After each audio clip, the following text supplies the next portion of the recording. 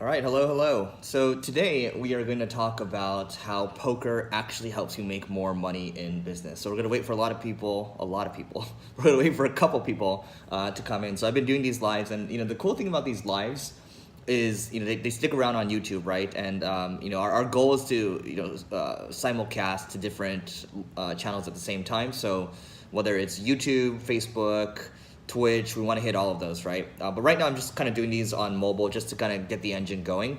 And then what we do with these lives is we kind of, then we splinter them into different pieces of content. So like one live video might become like 10 different pieces of content. Hello again, Manav, good to see you. So anyway, that's kind of the story around what we're planning to do with these lives, right? We're doing all these different content paths, and I'll kind of walk through how this is in maybe like a webinar sometime. It'll be a little longer. Hello, human. That's a very interesting name. I'm also a human as well. So yeah, let's talk about it a little bit. So, how exactly does poker help you make more money in business? Coming from Nepal, okay. What time is it over there in Nepal? It's got to be pretty late, huh? But I'm sure it's beautiful over there. Anyway, so poker. So quick backstory around poker. I used to play a lot. Wow, that's funny. Manav's name is also human. I guess we're all humans. So when I think about poker, I started playing when I was 18 years old. This is when the Chris Moneymaker won the World Series of Poker. So when you have a guy named Moneymaker, who's an amateur player, wins the World Series of Poker, which is basically like the championship of poker, right? Guy wins the whole thing, and there's like this whole boom, right? It's like everyone's like, he can win, everyone can win, this whole poker boom starts. And so I was in high school at the time as a high school senior. Maybe I was 17 years old, I think. So it was 17 years old going into senior year of high school. So we're all playing poker, and I was by far the worst player. So I would be the one that would always lose. Everyone would be like, Eric, that guy's easy money. That guy's like basically like, we can just take his money all day long, right? And in the very beginning, I would just lose. And then people kind of mock me too and be like, do you even know how to play the game? Whatever. So you kind of take that in stride, right? So that's one thing. You learn to build thicker skin, right? At least around, around the people that you play around. And what I observed was that there was one guy that was winning all the time, right? So this is one of my friends. He's now a lawyer. He's a big football player at the time. He just always would bet like a lot of money, right? He would at the time we were playing like maybe like $5 buy-ins. He always put in like $1, right? And that was like 20% of his stack every time. Everyone would just fold. Everyone was like they're too risk adverse to kind of compete with him. They were scared of the aggression, right? So in my early days, I learned very quickly that you had to be aggressive to win. It's the same thing in business. You have to be aggressive if you want to win, right?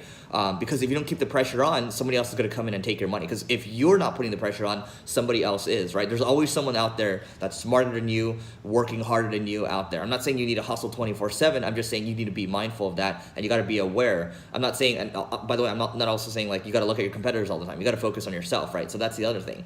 And so what I learned in the early days, like I went from being the worst player where everyone would mock all the time to copying someone's tactic, right? The aggression, right? And then basically kind of integrating that into my overall strategy, right? So I stole what he had already and I made it into my own. So that's another lesson around business. You can take different elements from other people or other businesses and make it into your own, right? And then you're not really stealing. You're just kind of drawing inspiration, right? Because you're drawing inspiration from, this video, from podcasts, from books all the time, from teachers. You're drawing inspiration, okay? So that's what I did. And I went quickly from losing all the time to dominating everyone. What would happen at the end of the nights would be I would have everyone else's money. It quickly became where it was no longer fun to play with me, right? And I also had like a I don't know if you need to have this in business, but I had a killer mentality where my early days of playing games, I wanted to destroy everyone, right? So that carried over into poker, and no matter what, I wouldn't take my foot off the pedal, right? I would not let people win. And within like a year or so, maybe let's call it a year and a half, we were no longer playing poker, okay? Because I would just keep taking everyone's money, right? So what happens after that? Well, same thing in business. If you're dominating around a small pond, it's not fun because nobody wants to play with you anymore. Plus, you're not making that much money anyway because we're playing like $5, $20, $10, $20 buy-ins, right? We didn't have that much money at the time. So then what happened was in college, at 18 years old, there's actually Indian casinos where if you're 18 years old, you could actually go and play. So I started to play at Indian casinos where, each bet was like $3 to $6. I was playing limit poker at the time, and I would go all the way up to sometimes, buying and playing it like, 5, 10, 10, 20 dollars, no limit, which means every single bet at a minimum is $5 to $10, right? And typically when you're in a game like that, you're seeing, all-ins for, a couple $100 or $1,000 or so. So you got to level up, right? But what happens is when you move up to a new level, new devils, right? New level, new devils, right? So what happened at that point was I was getting crushed and I was losing to everyone. Again, I went from being top of the food chain to the bottoms, right? So when you level up, there's going to be new strategies that you have to intake. You're going to have to adapt to your environment too.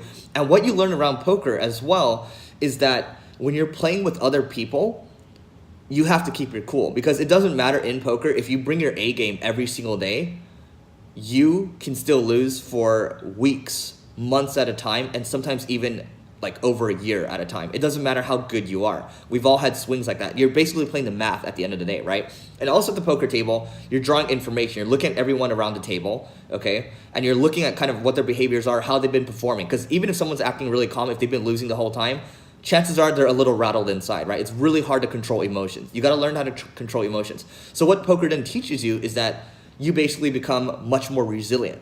You become resilient to the pain that people are dealing with. The cards are dealing the pain to you all the time. You're dealing with this emotional tilt, right? And you get this tilt from games too. Like when you keep losing in games, what happens in games is that you start to feel tilt, right? Which means you start to feel frustration. But that happens in business too. There's so many variables. Like a deal might fall through, a really valuable employee might quit, and a lot of this stuff might cause you to tilt.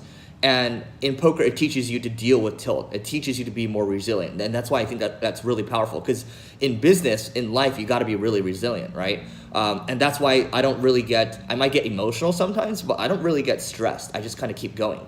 And so that's why I think that's a really powerful skill. So anyway, going into college, I was telling you I was getting dominated, right?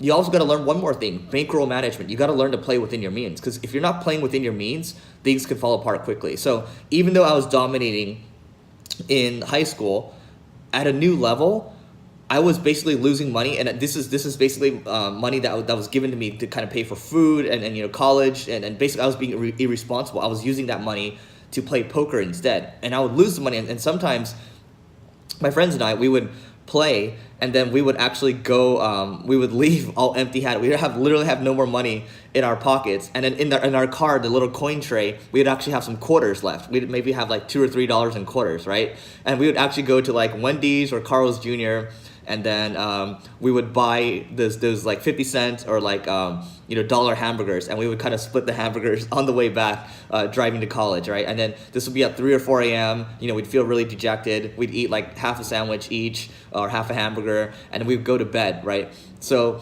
what would happen is we wouldn't go to class the next day, and it would cause this vicious cycle. So you got to learn too that like you got to play within your means, and then also you have to like think about the consequences of you doing things. Like when you come back at 3 or 4 a.m. in the morning, how does that affect your next day, right? So you got to learn about first order consequences, second order consequences, right? So, we talked about resiliency. We talked about first order consequences, second order consequences. We talked about bankroll management as well. We also talked about copying from other people too, right?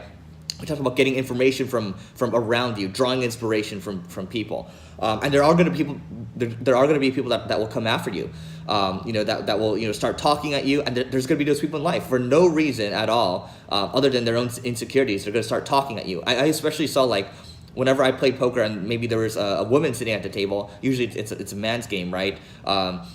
A lot of people just start kind of harassing the women too. So you gotta, for those women, I kind of applaud them because they kind of learn to deal with, all the unnecessary kind of, talks and people kind of harassing the women, right? So there's that as well. The great thing about poker too is that things, there are going to be times where you play bad and you actually win. You play poorly and you win, right? There's going to be times where you play like you're just really hot with your cards. And what the lesson there is that, sometimes it's a factor of your environment. It's not so much you, it's your environment. It could be the people you have around you. It could be really good timing with the business that you picked. So don't drink your own Kool-Aid. Don't think it's all you. It's oftentimes, the people that have helped you. And I'll say yeah, it is the people that have helped you. It is your environment. It is your partners that have helped you. It is your whether it's partners in the business or referral partners or any type of business partners at all. You got to look around you, right? And you got to give credit around you. It's not you. It's you happen to sit at that seat for the day, and you happen to be dealt a really good set of cards too, and maybe you didn't play them that well. Maybe you didn't maximize the value, right? So. Manav, I actually couldn't see your entire question, so maybe if you can shorten it, I will look at it next time. Just paste it back in again. So anyway, the key thing is this, right? So I eventually got to the point where I was playing tournaments and I actually became like a top 1% player online. And then what I realized too is you got to know when to fold and you got to know when to hold, right? So in Texas Hold'em, that's what they call it. You got to know when to hold them and know when to fold them, right? And I found that business was a much better gamble in the long term, and I like using the word gamble because in business you're basically making a lot of calculated bets, right? So in business, it's better because you only need to get it right once. Now in poker, you don't need to just be the top 1%. You need to be the top 1% of the 1%, right? And even in those cases, you're dealing with massive 7 or 8 figure swings. The people that are playing in China right now, they're losing. They can lose up to $20 or $30 million in one single pot, right? Which is just one hand. That's what you can stand to lose. So keep that in mind. I mean, I just knew that poker long term for me, even though I was making good money at the time in college, even though I was playing higher stakes and doing all that different stuff, I just learned that it was very self-serving for myself. And if I wanted to serve more people, help more people, I'd create more value, and then I'd be able to hit my goals more, right? So kind of poker helped leveling me up into where I am right now in business. Games got me to poker. Games taught me to be competitive, taught me what to do to get good at poker, right? And then poker taught me what I needed to know in business. And then now in business, there's starting different businesses or starting different podcasts or doing different things. It's all the same concepts, right? So new levels, new devils, right? There's all these different platitudes, all these different sayings I'm giving you. But poker is something that can actually help you do really well in business, whether you want to make like a 6-figure, 7-figure, 8-figure, 9-figure, 10-figure business. It all applies because a lot of people, especially in Silicon Valley, it's a tough topic, right? There's a lot of talk about depression and kind of mindset and all that. Poker is something that can help you hone your mindset. I actually had a Twitter feed or a Twitter thread with Chamath Palihapitiya and also who's a very popular venture capitalist who invested in a company I used to work at.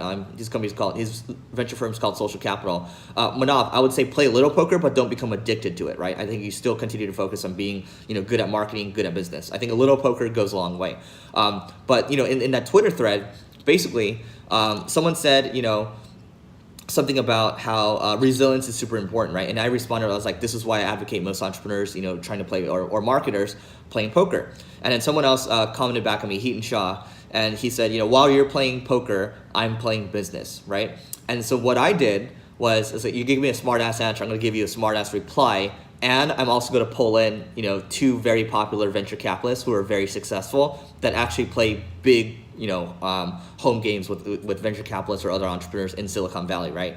So I said, okay, I don't really play that much poker nowadays, but, you can ask Chamath Palihapitiya or Jason Calacanis, right? 2 really popular guys. Sam, I will consider that, talking about poker and business, maybe. And this is basically an example of how we do a live first and look at the engagement, and we consider if we want to splinter that off, right? So you look at that Twitter thread, and then basically Chamath Palihapitiya, he responded, and he said, 100% agree, right? Poker teaches you resilience. It teaches you to deal with variance. It teaches you to deal with tilt, right? And then Heaton Shaw retweeted that, right? So by the way, that's another example. Like when someone gives you a smart ass reply, figure out a smart ass way to get around it, and then they'll be humbled, right? And so that's what happened. And so you don't need to approach them head on. You don't need to be combative about it. And you can just approach it in a fun way, right? I don't know. I don't really play that much anymore, but you can ask these guys, right? Almost defer it, okay? So anyway, these are just a couple things. If you guys actually want me to create an article, maybe something longer form about how poker actually helps business, type poker into the comments or poker into the chat, I guess, and then we'll think about actually doing it because we are looking at the engagement around this video to kind of determine what we want to do, what signals we're getting from it, right? So Manav, seems like you like it. Sam, seems like you like it too. Give us a couple more comments, like 3 more comments around this, and then we'll consider doing an article around it. By the way, if you guys want, someone from our team to talk to you about building traffic from 0 to 2 million visits a month or up to 44 million visits a month, you can always just, type brand into comment or brand into the chat, and then, we'll have our team get back to you. Blue asked how to get marketing clients within 2 weeks with 0 capital. I like your hustle. We have a lot of videos around how to get clients, and then we're going to be making more as well. We actually have a training around that too, so you can just type. We'll have our team reach out with the training as well around how to get clients. Sam, I'm actually considering doing a game with entrepreneurs in downtown LA. Probably we'll go 9 people or so every single week.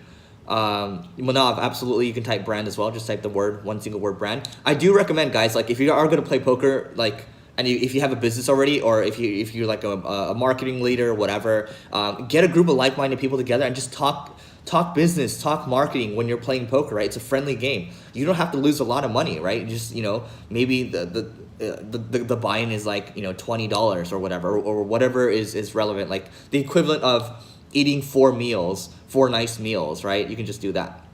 All right. So anyway, that's it for today, guys. Let me know. Type poker into chat or poker into the comments if you guys want us to create a long form article around kind of this subject itself, and then we'll go from there. Aman, if you want to work for free, go ahead and email me, Eric, ERIC, @singlegrain.com, and then we'll see what we can do for you. But until then, guys, see you tomorrow, and have a great day.